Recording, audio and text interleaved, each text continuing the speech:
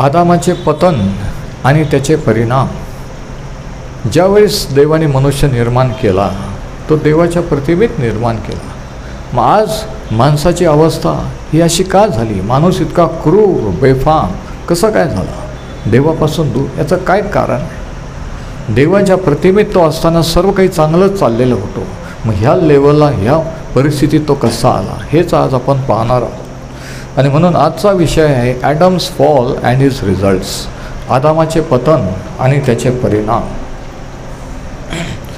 आणि ह्या संदेश मालिकेचं नाव आहे आत्मिक संघर्ष, स्पिरिच्युअल कॉन्फ्लिक्ट. आणि आतापर्यंत आपण पाहिलं की हे जग जे आपल्याला आपण ज्या जगात जगत आहोत त्याच्यापूर्वी एक जग होतं.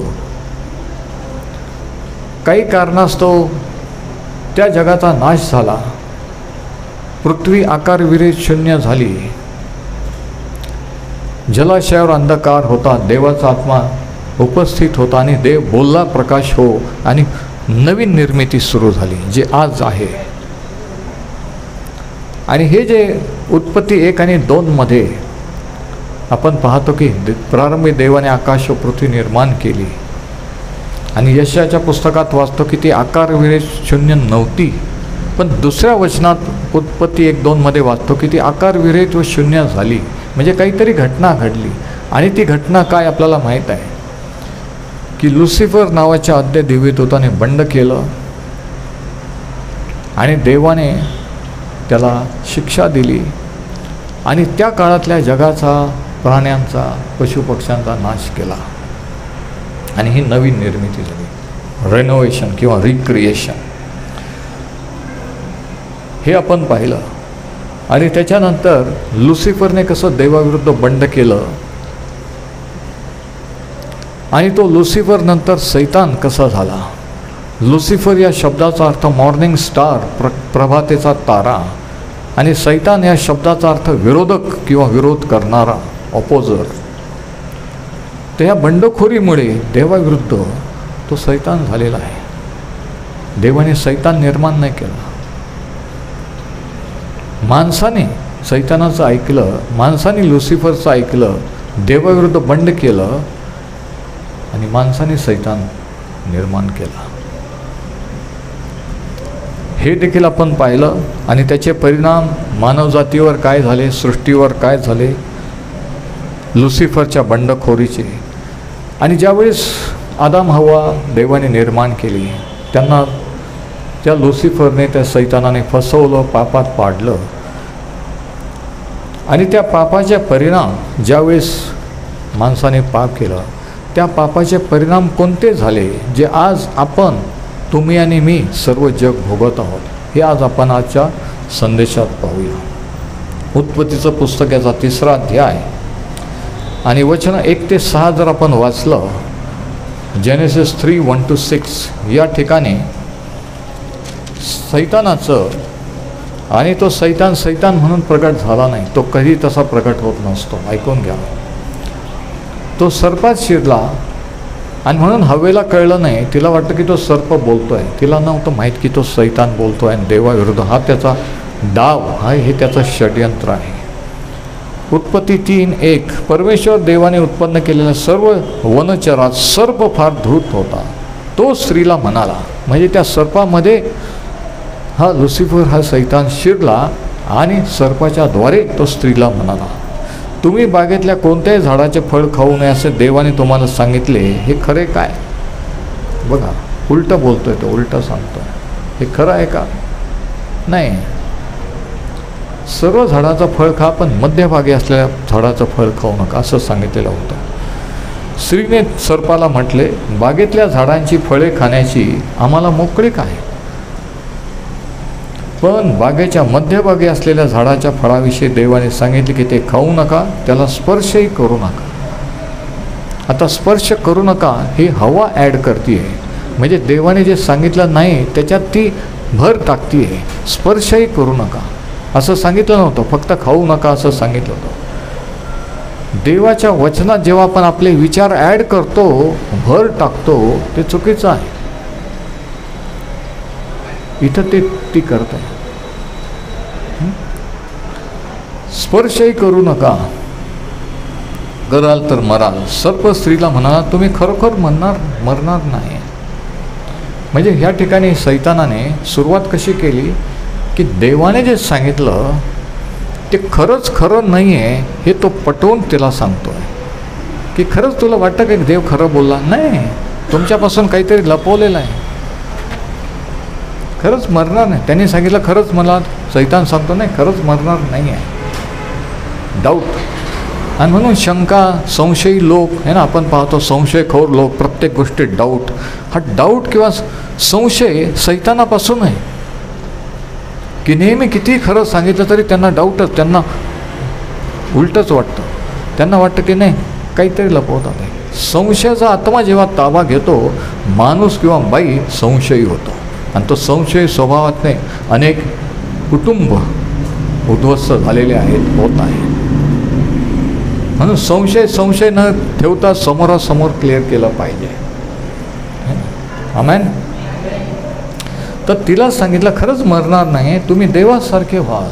देवासारखे नव्हते का ते? होते, देवाच्या प्रतिमेत होते. पण सांगितलं की नाही तुम्ही अपूर्ण आहात. जेव्हा आज्ञा मोडाल, फळ खाल, तेव्हा देवासारखे व्हाल. आणि हीच ट्रिक तो तुमच्या माझ्या विरुद्ध वापरतो की आपण सर्व आशीर्वाद देवाने आपल्याला दिलेले आहेत. तो म्हणतो नाही, सगळ्या पापांची क्षमा केलेली नाही आहे, देवाने अजून काहीतरी लपवून ठेवलेलं आहे, सगळं दिलेलं नाही. ही ट्रिक तेव्हा वापरली आणि ही ट्रिक तो आजही वापरतो. म्हणजे सैतानाने तिच्या मनात संशय निर्माण केला, देवाचं वचनाचं नाकार सांगितलं. याचा परिणाम काय झाला? ज्यावेळेस देवाच्या वचनावर तिला डाऊट केला, तिचा विश्वास हलवून पाहिला, तिच्या मनात शंका आली, अविश्वास निर्माण झाला की खरंच देव काहीतरी लपवत असेल. देवाबद्दल गैरसमज निर्माण झाला. गैरसमज करणारे दुरात्मे असतात, ऐकून घ्या. उगीच काहीतरी अर्धा सत्य सांगायचं आणि एखाद्याच्या डोक्यात घालून द्यायचं, गैरसमज निर्माण करायचं आणि निघून जायचं. तुम्हाला माहिती आहे का ते असं झालं, निघून जायचं, पूर्ण सांगायचंच नाही. हे दुरात्मा जेव्हा एखाद्या व्यक्तीला चालवतो, तो माणसांमध्ये, नवरा बायकोमध्ये, चर्चमध्ये गैरसमज निर्माण करतो. हे सैतानाची ट्रिक आहे. आणि जे कोणी देवाला पूर्ण समर्पित नाही, सैतानाचे दुरात्मे पाठवून ते त्या व्यक्तीचा ताबा घेतात आणि ते असे काहीतरी बडबड करत फिरतात आणि मग गैरसमज देवाबद्दल, एकमेकाबद्दल पसरवतात. चोर येतो तो चोरी, घात व नाश करावा यासाठी येतो. फसलं असतं तर कोणीच फसलं नसतं. पण फसल्यानंतर, नुकसान झाल्यावर कळतं की मी फसलेलो आहे आणि यालाच फसवणूक म्हणतात. तोपर्यंत वाटतं की नाही, मी जो विश्वास ठेवतो तो खरं आहे, मला सगळं माहीत आहे, मला कोणाचं ऐकायची गरज नाही, मला कोणी शिकवायचं नाही. पण खूप लांब गेल्यावर, चुकीचे शिक्षण गेल्यावर कळलं की अरे मी जे ऐकलो, मला जे वाटलं ते सगळं रॉंग आहे, वचनात तो वेगळंच आहे. म्हणजे फसवणूक झाल्यानंतर, नुकसान झाल्यावर कळतं की त्याने आपल्याला फसवलेलं आहे. कारण अगोदर जर कळलं असतं तर कोणीही फसणार नाही.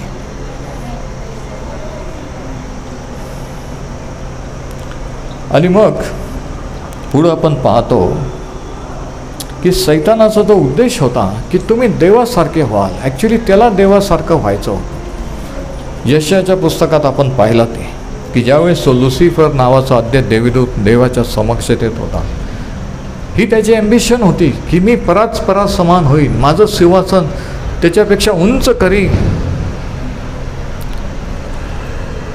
आणि मी सर्व देवदूतांवर, सृष्टीवर, सर्व राज्य करेन. पण ते होऊ शकलं नाही. म्हणून तो माणसाला सांगतोय की जर तू देवाची आज्ञा मोडशील तर तुम्ही देवासारखे व्हाल. आता हे जर तुम्ही प्रार्थनापूर्वक नीट ऐकत असाल तर हे खोल प्रगटीकरण आज तुम्हाला एका नवीन लेवलला नेईल.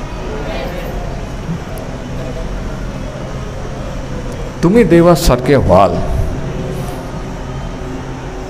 आणि झालं उलट, ते देवासारखे होते पण फल खाल्ल्यामुळं काय झालं, देवाचं गौरव ते निघून गेले, देवाशी संबंध तुटला.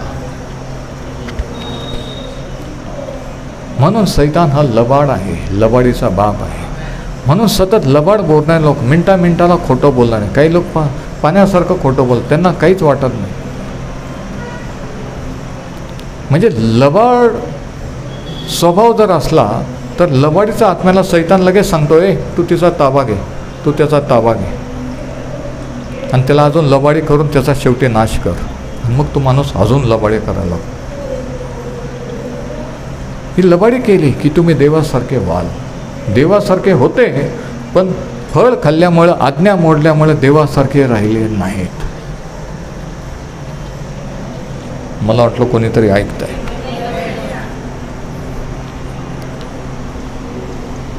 आता जी परीक्षा त्यांची झाली त्या एदेन बागेमध्ये, ती 3 प्रकारची परीक्षा होती. त्या हवेला सैतानाने फळ तोडून नाही दिलं. तिचं लक्ष रोज, आणि हे एका दिवसात झालेलं नाही, ऐकून घ्या, एका तासात नाही झालं. रोज येऊन तिचं डोकं खाल्लं. रोज आदाम कुठंतरी गेला असताना, ती एकटी असताना तिला सांगितलं, मला माहिती आहे खरंच देव बोलला का, खरंच तुम्ही देवासारखे व्हाल. नाही, देवाने सगळं खरं सांगितलं नाही, सगळं दिलेलं नाही आहे, काहीतरी लपवलेलं आहे. देव चांगला देव नाही आहे असं म्हणून म्हणून म्हणून रोज डोकं खराब केलं आणि देवाबद्दल गैरसमज निर्माण केला. हे एका दिवसात होत नसतं. गैरसमज करणारे लोक एका तासात, एका दिवसात नाही करतात. ते वारंवार तेच सांगून सांगून मग माणसाचं मन फिरवतात. हेच सैतानाचं कार्य असतं. हे ओळखून घ्यायचं. घरात असं चाललंय का, चर्चमध्ये चाललंय का, कामावर चाललेलं आहे का, कोण मला घडी घडी तेच सांगत आहे. ऐकत बसायचं नाही. ऐकत बसलं ते अजून सांगते.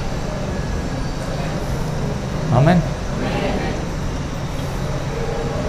त्यांना असं वाटलं की तुम्हाला पण खोटं आवडतं, तुम्ही पण त्यांच्यासारखे लबाड आहात. मग ते अजून लबाड्या करतील, अजून बाता मारतील, अजून काहीतरी सांगतील, आणि असं म्हणून तुम्हाला कंट्रोल करून कॅप्चर करतील.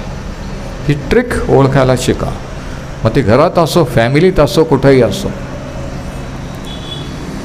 तर तिला दाखवलं, तिने ते पाहिलं, दिसायला सुंदर आहे, आकर्षक आहे, आणि मग तिची इच्छा उत्पन्न झाली. तिने ते तोडलं आणि तिने स्वतः खाल्लं. तिच्या पतीला आदामाला पण दिलं. माहिती का, ज्यावेळेस आपण देवाची आज्ञा मोडतो, पाप करतो, आपण एकटेच त्याच्यात इन्व्हॉल्व नसतो, आपण दुसऱ्याला इन्व्हॉल्व करत असतो. त्याचे परिणाम आपल्या पतीवर, पत्नीवर, मुलांवर पण होत असतात. कोणतंही पाप पर्सनल पाप नसतं. ऐकून घ्या. त्याचं कनेक्शन, त्याचा परिणाम दुसऱ्यांना भोगावाच लागतो. त्यांना त्याच्यामध्ये ओढलंच जातं. सुरुवातीला आपण काय पाहत आहोत की सैतान त्याचे दुरात्मे कसे कार्य करतात आणि आपल्याला कळत नाही. आपण गाणे म्हणतोय, आपण चर्चला येतो, प्रार्थना करतोय, आणि असं कोणी सांगितलं माझ्यासारख्याने आम्हाला राग येतो. असं कसं काय ते म्हणतात, असं कसं काय?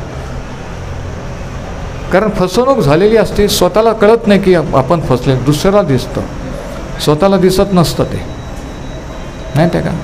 पण इगो, गर्व असल्यामुळे आपण कबूल करीत नाही. आपण म्हणतो हां ठीक आहे, पण आपण मान्य करीत नाही की प्रभू माझी क्षमा कर, ते जे बोलतात ते खरं आहे, तो मी आहे. इथं सैताने मला फसवू नये म्हणून मला ह्याच्या तावडीतून मुक्त कर, मला पुढं जायचं आहे. त्यावेळेस मुक्त होतो. नुसतं ऐकून करत बसलं तर काय होईल? तो गर्व तुम्हाला नेऊन, गर्व शेवटी तुमचा नाश करेल. शास्त्र सांगते की नाशापूर्वी माणसाचं मन गर्विष्ठ असतं. कोणी मला काही सांगायचं नाही, मला सर्व समजतं, मला कोणाच्या सल्ल्याची गरज नाही. हा काय प्रकार आहे? गर्व, इगो. पवित्र आत्मा कधीही अशा व्यक्तीला चालवू शकत नाही. अशा व्यक्तीला कधीही शास्त्र कळू शकत नाही. ऐकून घ्या. किती चर्चला जा, किती वचनं तोंडपाठ करा, किती पैसे देवाच्या कार्याला द्या, काही फायदा नाही. तर पहिले योहान 2 आणि 16 सांगितलेलं आहे की 3 स्टेप्स, ह्या पापाच्या पायऱ्या. पहिले योहानाचे पत्र, त्याचा 2रा अध्याय आणि 16 वचन इथं लिहिलेलं आहे. कारण जगात जे सर्व काही आहे ते म्हणजे देहाची वासना, डोळ्यांची वासना व संसाराची फुशारकी, ही पित्यापासून नाहीत तर जगापासून आहेत. तीन गोष्टी जगामध्ये आहे. देहाची वासना म्हणजे आपल्या शरीराला जे लागतं, शरीराची इच्छा आकांक्षा तृप्त करण्यासाठीची ती ओढ. देहाची वासना, नंतर डोळ्यांची वासना. नको ते पाहावंसं वाटतं, किती पाहिलं तरी डोळ्यांची तृप्ती होत नाही, सॅटिस्फॅक्शन होत नाही. किती सिरियल पाहिले, किती हे पाहिले, लोक म्हणतात बोर होतो, बोरिंग पिक्चर आहे, बोरिंग सिरियल, तरी पण पाहतातच. मोबाईल आहे, टी व्ही आहे, सगळं काय आहे. डोळ्यांची वासना. आणि तिसरी गोष्ट कोणती आहे? किती जण जागे आहेत? संसाराची फुशारकी. ज्योती, संसाराची फुशारकी, की माझं पद, माझा पैसा, मी कोण आहे, मी किती सुंदर आहे, मी किती पॉवरफुल आहे, माझ्या हातात किती सत्ता आहे. ही संसाराची फुशारकी, की जे काही जगामध्ये आपलं स्थान आहे त्याच्याबद्दलचा गर्व. या तीन गोष्टी.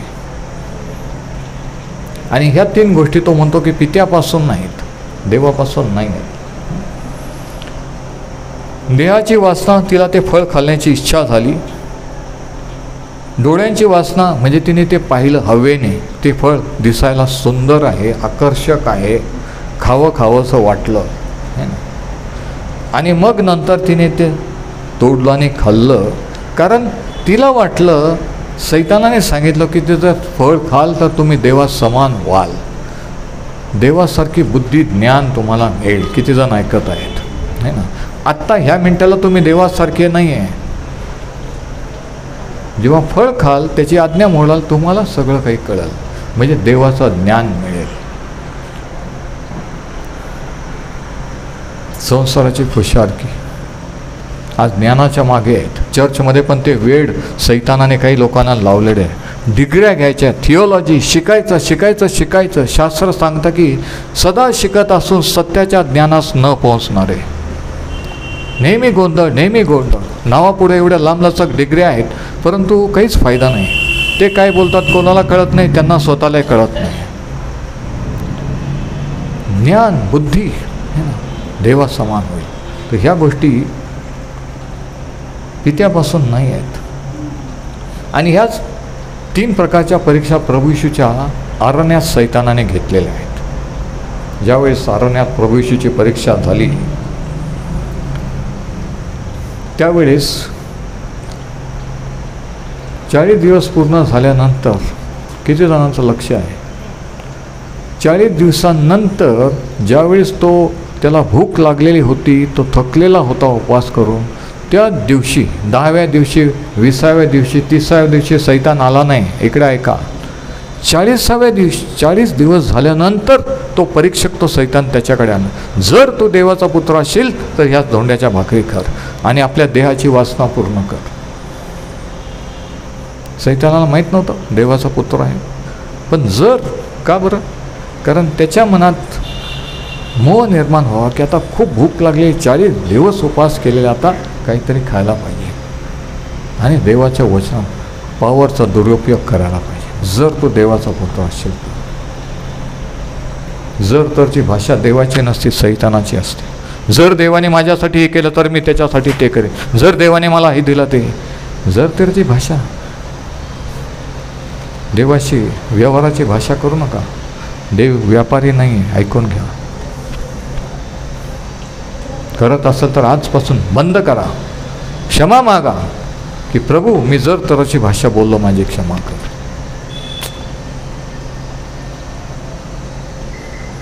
पॉइंट इकडे ऐका. पहिला आदाम खाण्याने त्याचं पतन झालं, परंतु शेवटला किंवा दुसरा आदाम म्हणजे प्रभू येशू ख्रिस्त, याचं न खाण्याने तो सैतानावर विजयी झाला. नाही समजलं, पण काही जणांना समजलं आहे. देवाचे स्तोत्र. कारण जे, आणि हे प्रार्थना करणारे लोक आहे, मी तुम्हाला सांगतो, जे प्रार्थना करून आलेले आहेत की प्रभू माझ्याशी बोल, जे आत्म्याने कनेक्ट आहेत, त्यांना हे प्रकटीकरण कळतं आहे. बाकीचे का नुसते पाहतात? त्यांची इच्छा नाही आहे की नवीन लेवलला वाढावं. ते प्रार्थना करून आलेले नाही आहेत की प्रभू तू आज मला एक नवीन प्रकटीकरण जर असते तर तुम्ही प्रेज द लॉर्ड आमेन म्हटले असते. पहिल्या आदामाचं पतन खाण्याने झालं, दुसऱ्या आदामाचं पतन न खाण्याने झालं. तो विजयी झाला न खाण्यामुळे. किती विशेष आहे नाही का. आणि मग आपण जर वाचलं तर आपल्याला हे दिसून येतं की कशा रीतीने प्रभू येशू ख्रिस्ताने सैतानावर विजय मिळवलेला आहे. सैतान शास्त्रातून त्याच्याशी बोलला असेही लिहिले आहे. प्रभू येशू ख्रिस्ताने वचनावर विश्वास ठेवून वचनातून त्याला उत्तर दिलं. सैतान आदाम हवाशी वचनानेच बोलला की देवाने खरंच असं सांगितलं की वचनावर डाऊट निर्माण केला. एकाने विश्वास ठेवला, एकाने अविश्वास दाखवला. प्रभू येशूने देवाचं वचन खरं मांडलं, ते सैतानाला कोट केलं. हव्वा आणि आदम याने देवाच्या वचनावर डाऊट घेतला आणि ते पापात पडले. नाही समजलं.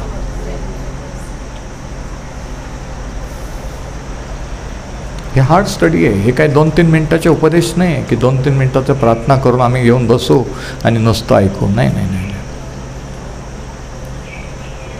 हे तुम्हाला नेक्स्ट लेवलला नेणारे प्रगटीकरण आहे. ह्या वर्षात ज्यांनी खरंच ठरवलेलं आहे की प्रभू मला अधिक उंच लेवलला आत्म्यातून जायचं आहे, त्यांच्यासाठी हा स्टडी आहे.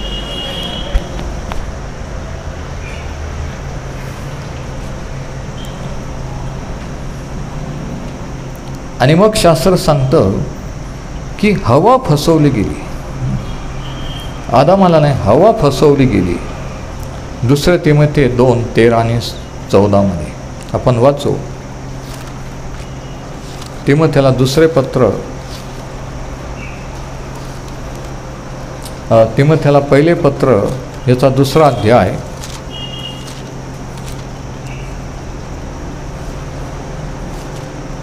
1 Timothy chapter 2 13 आणि 14. स्त्रीला शिकवण्याची आणि पुरुषावर धनीपण चालवण्याची परवानगी मी देत नाही, त्याने स्वस्त राहावे. का?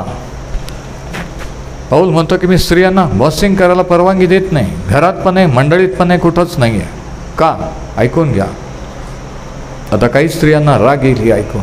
असं कसं म्हणतो पाळक साहेब? हे मी वचनातून शिकवित आहे म्हणून वचन तुमच्याकडे घ्या. मी जे सांगतो ते खरंच शास्त्रात आहे का चेक करा.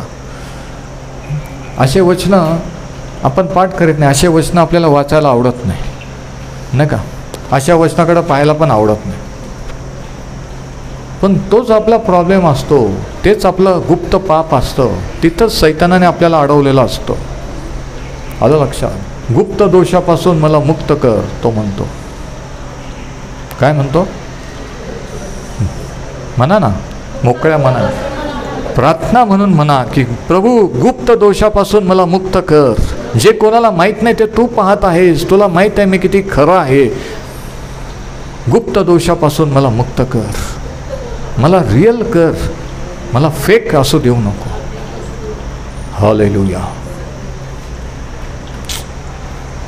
या ठिकाणी लिहिले कारण प्रथम आदाम घडला, नंतर हवा. आणि आता एका वचन 14, आदाम भुलविला गेला नाही, स्त्री भुलून अपराधात पडली. पुरुषाने खुश होऊ नका. हे बघ, मी सांगितलं होतं ना, तो तुझ्यामुळं झालं. तुझ्यामुळं मुलं बिघडले, तुझ्यामुळं प्रॉब्लेम झाले. नवरे म्हणतात आपल्या बायकांना तुझ्यामुळं. ऐकून घ्या अशा पतींनो. शास्त्र सांगतं की स्त्री भुलवली गेली. आदाम भुलवला गेला नाही. 1 तिमोथी 2:14 स्त्री भुलून अपराधात पडली. आणि ती भुलली. पण शास्त्र सांगतं रोमकरास पत्रामध्ये की आदामाच्या द्वारे पाप जगात आला. मग हे कसं? इथं सांगतं की स्त्री भुलली गेली आणि तिच्यामुळे पाप. रोमकरास पत्र सांगितलं की पहिला आदाम, त्याच्याद्वारे पाप जगात आला, सर्व मानवजाती पापी झाली. आणि याचं उत्तर हे आहे. इकडे जरा ऐका. स्त्री भुलवली गेल्यानंतर आदामाचं काम होतं की तुला खायचं तर तू खा, मी खाणार नाही. देवाने आज्ञा केलेली आहे. पण तो तिच्या इतक्या आहारी गेला होता की इतकं प्रेम की तो तिला नाहीच म्हणू शकला नाही. देवाला खुश करण्याच्या ऐवजी बायकोला खुश करायला गेला आणि पापात पडला.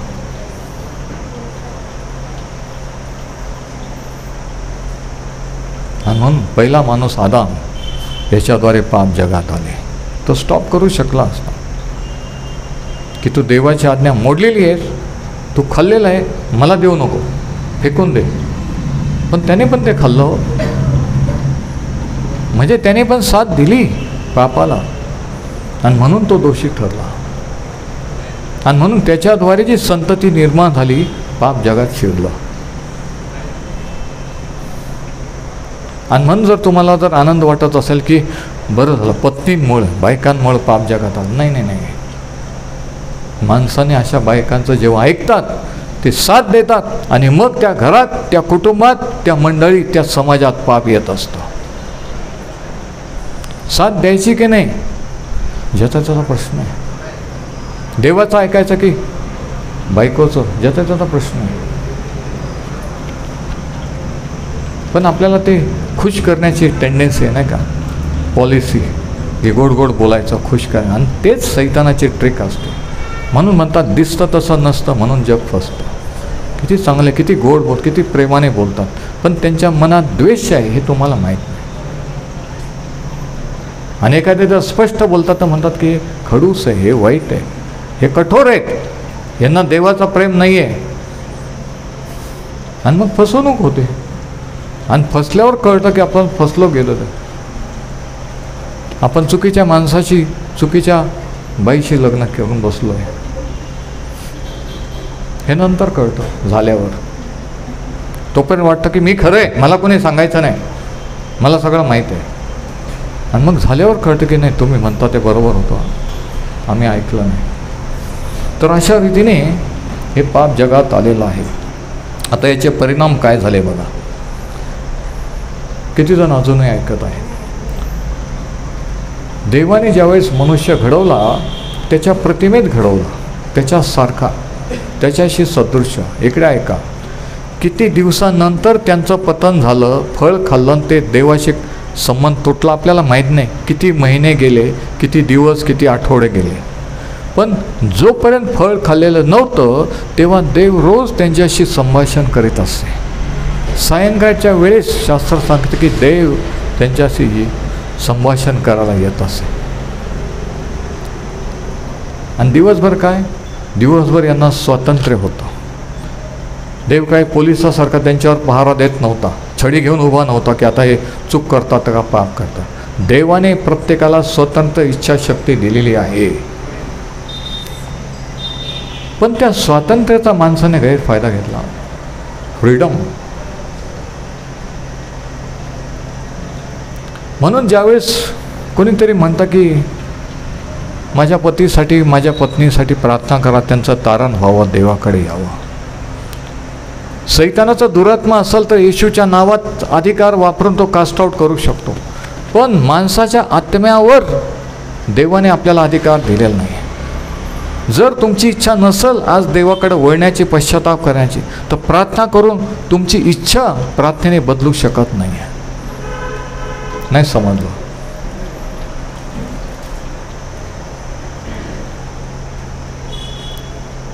कारण देवाने स्वतंत्र इच्छाशक्ती दिलेली आहे. कोणी म्हणतं आज नाही, मी एक दिवशी देवाकडे वळेल, एक दिवशी मी सेवा, आज नाही, मला फार काम आहे, मला अजून बाकीचं, मला अजून एन्जॉय करायचं आहे. पण जेव्हा तुम्ही म्हणाल की आज, त्यावेळेस पवित्र आत्म्याचं कार्य सुरू होतं. पण प्रार्थना करून जे तुम्ही टाळलेलं आहे ते प्रार्थनेने देव बदलणार नाही. कारण प्रत्येकाला इच्छाशक्ती दिलेली आहे. म्हणून प्रभू येशू देखील विचारायचा, तुझी काय इच्छा आहे मी तुझ्यासाठी करावं.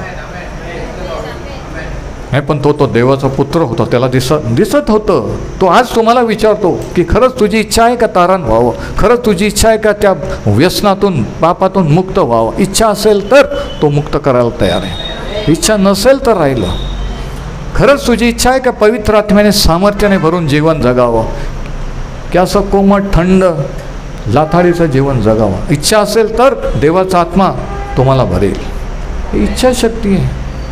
म्हणून सायंकाळच्या वेळेस परमेश्वर त्या एदेन बागेत येत होता आणि त्यांच्याशी संभाषण करत होता. आणि ज्यावेळेस पाप केलं, ज्यावेळेस आज्ञा मोडली, त्यावेळेस काय झालं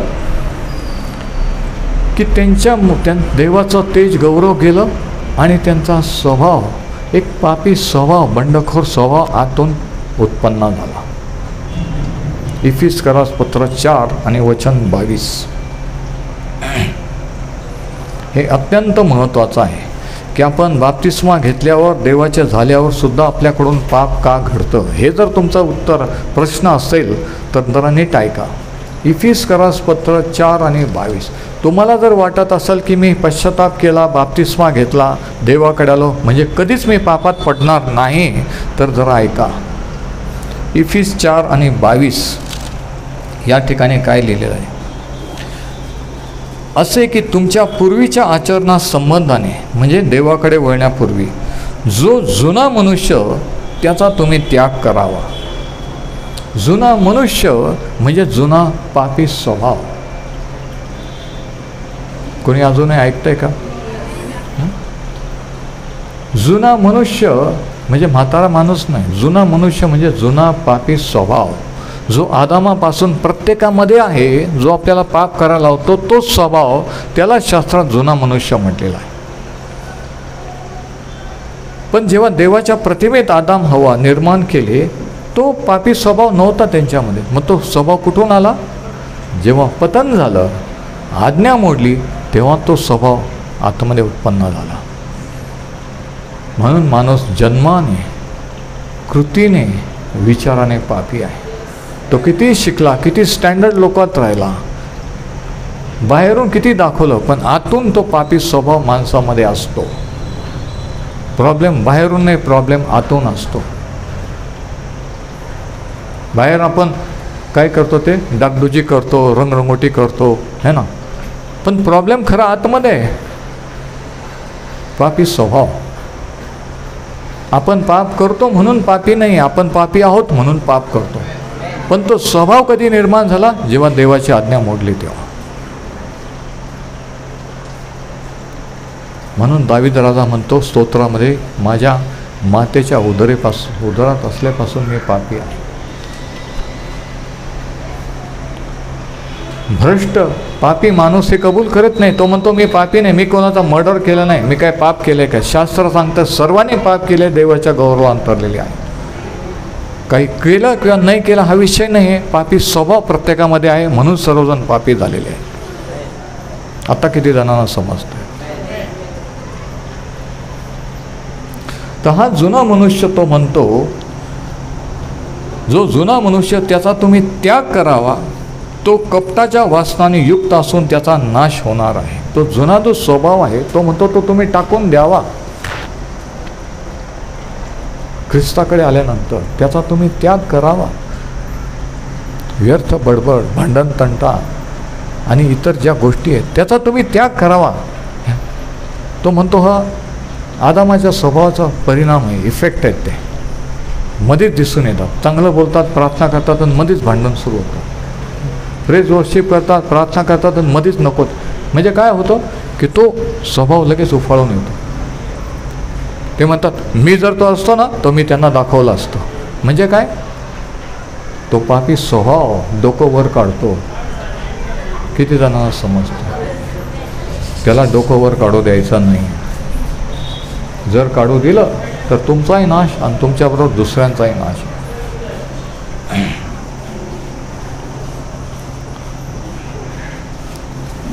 तर पापाचा पहिला परिणाम, पहिला पॉईंट, आदामाचे पतन आणि त्याचे परिणाम, हा आजचा विषय आहे. पहिला परिणाम काय झाला? माणसामध्ये पापी स्वभाव निर्माण झाला. दुसरा परिणाम काय झाला? 1 कोरिंथ 15:53 आणि 54. 1 कोरिंथ 15:53 आणि 54. हालेलुया.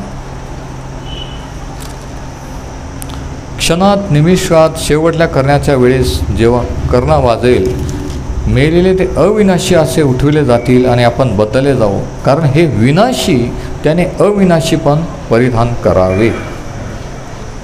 हे विनाशी, हे जे शरीर एक दिवशी म्हातारं होणार आहे, मरून जाणार आहे, हे विनाशी नाशाकडे चाललेलं त्यांनी अविनाशी पण परिधान करावे. पापाचा परिणाम काय झाला? आत्म्यावर झाला की आत्म्याचा संपर्क देवाशी तुटला. शरीरावर झाला, शरीरावर वेगवेगळे आजार, रोग, म्हातारपण आलं आणि शेवटी मरण आलं. म्हणजे पापाचा परिणाम, आज्ञा मोडल्याचा परिणाम आत्म्यावर पण झाला, देवाशी संबंध तुटला. मनावर पण झालं, मनाने माणूस देवाशी बंडखोरी करू लागला की मी माझं जीवन माझ्या इच्छेप्रमाणे जगणार. बंडखोरी निर्माण झाली. आणि शरीरावर काय परिणाम झाला की बॉडी नश्वरतेकडे जायला लागली, है ना. आज तुम्ही जसे दिसता, मी जसं दिसतो, 10 वर्षापूर्वी 20 वर्षापूर्वी आपण असं दिसत होतो का? नाही. 10 वर्षांनंतर मी असं दिसणार आहे का? तुम्ही असे दिसणार आहे का? नाही. म्हणजे हे विनाशी, हे नाशाकडे चाललेलं आहे. हे विनाशी पण निर्माण झाला. म्हणजे पापाचा परिणाम माणसाच्या आत्म्यावर झाला, मनावर झाला आणि शरीरावर झाला. लिहून घ्या जर लिहित असाल तर. या तिन्ही गोष्टीवर पापाचा परिणाम झाला, पतनाचा परिणाम झाला. ज्या दिवशी तू फळ खाशील त्या दिवशी खास मरशील. पण त्या दिवशी मेला नाही, 930 वर्ष जगला. किती जण ऐकत आहे? मग देवाचं वचन खोटं होतं का? ज्या दिवशी खाशील त्या दिवशी मरशील. कोणत्या अर्थाने तो मेला? त्याचा देवाशी संबंध तुटला. पहिलं मरण. आपण प्रत्येकजण आत्मिकरित्या मृत अवस्थेत जन्माला आलेला. कधी डिलिव्हरीच्या वेळेस बाळ मृत जन्माला येतं, है ना. ते म्हणतात the baby steel born. Delivery झाली पण बाळ मेलेला बाहेर आलं. तसं आपण प्रत्येकजण, तुम्ही आणि मी जन्मलो तेव्हा आत्मिकरित्या मृत असं जन्माला आलेलं आहे. आत्म्याने जिवंत नाही आहे. ते पहिलं मरण. दुसरं मरण ज्यावेळेस मातीला मिळते ते दुसरं मरण, ज्यावेळेस ॲक्च्युली मरण येतं ते. आणि तिसरं मरण ज्यावेळेस न्यायाच्या वेळेस मरण आणि अधोलोक हे अग्नीच्या सरोवरात टाकले जातील. प्रकटीकरणाच्या पुस्तकात जे सांगितले, प्रकटीकरण 20:13-15 मध्ये, हे तिसरं मरण. तर असे 3 प्रकारचे मरण बायबलमध्ये सांगितलेले आहेत. सर्व जग, प्रत्येक व्यक्ती देवाकडे न वळलेला तो आत्मिकरित्या मृत असा आहे. म्हणून शास्त्र सांगतं की ख्रिस्ताने आपल्याला, आपण जे पूर्वी मृत असे होतो, ख्रिस्ताने आपल्याला जिवंत केले.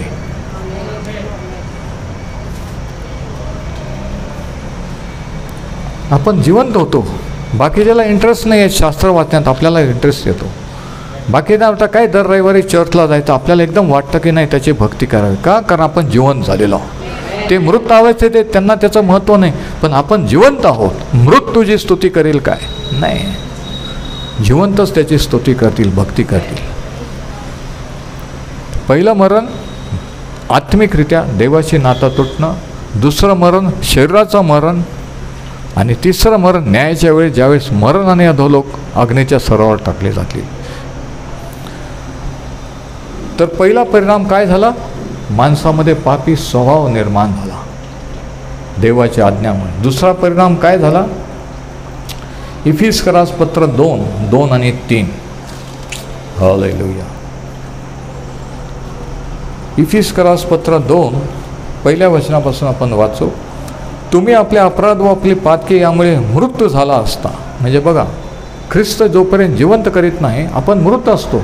आपण खातो, पितो, लहानचे मोठे होतो, बोलतो, सगळ्या ॲक्टिव्हिटीज करतो, पण आत्म्यातून मृत असतो.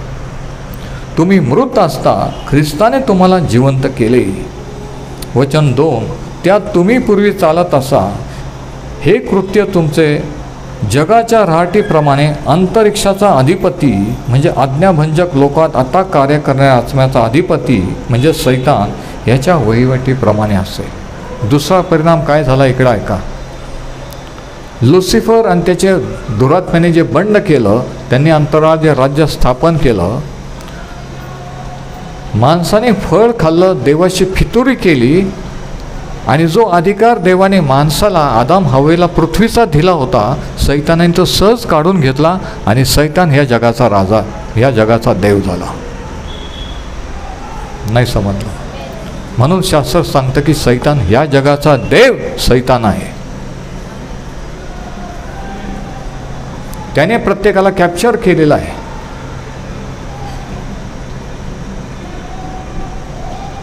सगळं जग त्याच्या तावडीत आहे आणि येशू ख्रिस्ताची सुवार्ता, देवाच्या वचनाचं सामर्थ्य त्यांना मुक्त करतं आणि मग ते देवाकडे येतात. तोपर्यंत येऊ शकत नाही. तुम्ही असं करू नका, तुम्ही पिऊ नका, तुम्ही भांडण असं सांगून होत नाही आहे, कारण सैतानाच्या कंट्रोलमध्ये सगळं जग आहे.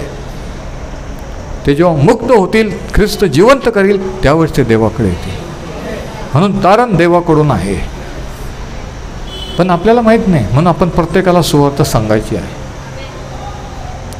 आणि कोणाचं अंतःकरण किती उत्सुक आहे त्याच्यावर देवाचा आत्मा कार्य करील आणि त्यांना त्याच्या तारणात आणेल. किती जण थकलेले आहेत? असं थकल्यासारखं का दिसतं? मी थकायला पाहिजे. हालेलुया.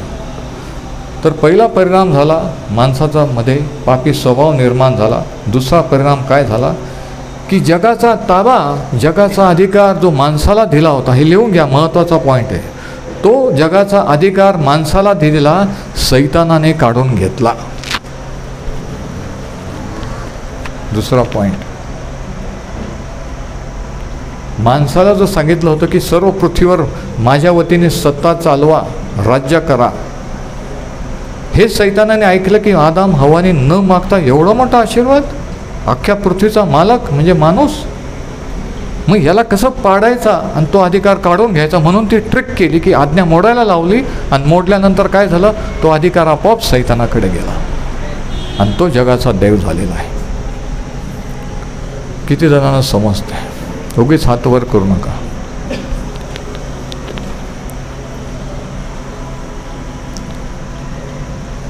सैतान अनधिकृतपणे जगावर, लोकांवर राज्य करीत आहे.